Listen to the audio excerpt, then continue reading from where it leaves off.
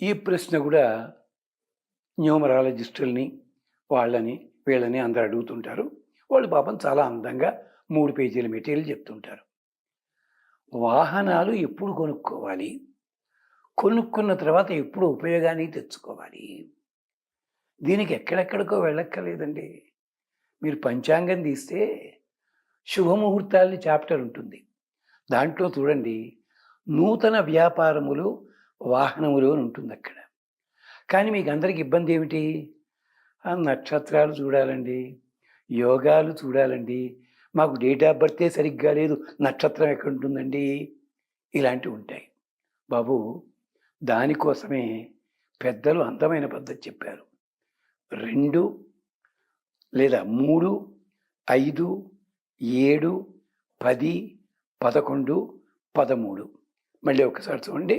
2, 3, 5, 7, 10, 11, 13. ఈ తిథుల లోపల వర్జం లేకుండా వెళ్ళి చూసుకోండి. అంటే ద్వితీయ, తదియ ఇలాగనమాట. అలాగే నక్షత్రాల్లో మొత్తం చెప్పారు వాళ్ళు, అది మీరు క్యాలెండర్ చూసుకోండి. మాకు ఆ తిథులన్నవి ఏం తెలియదు, మేము పుట్టినప్పుడు తెలియదండి మాకు. ఏం పర్వాలే, ఈ అంకెలు ఉన్నాయి చూసారా, ఈ అంకెలున్న డేట్స్లో ఉన్నా తీసుకోండి. కానీ గమనించండి, ఆ రోజు కాస్త అమావాస్య ఇలాంటిది కాకుండా చూసుకోండి. ఈ ప్రక్రియ తెలుగు వాళ్ళకే కాదండి, రోమన్ కంట్రీలో కూడా ఉంది.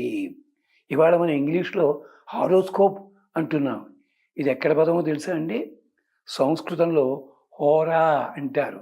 ఇది హోరా, అది కాస్త అక్కడికి వెళ్ళి హారో అయ్యింది. అది వీలంత స్కోప్, హారు.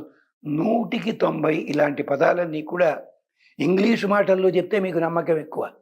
వీటన్నిటికీ కూడా సంస్కృతమే ఆధారము. ఇలా చేయండి. చేసి దేవాలయంలో చక్కగా పూజ చేయండి.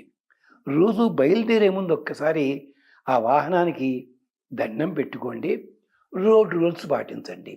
ఒక్క నిమిషం టైం పెట్టుకుని ఆపదాం అపహర్తారం దాతారం సర్వసంపదాం లోకాభిరామం శ్రీరామం భూయో భూయో నమామ్యాం. ఎంత హాయిగా ఉందండి శ్లోకం. ఒత్తులు లేవు, శేషాసాలు లేవు, తప్పుదోత బాధ లేదు. అది చదువుకోండి.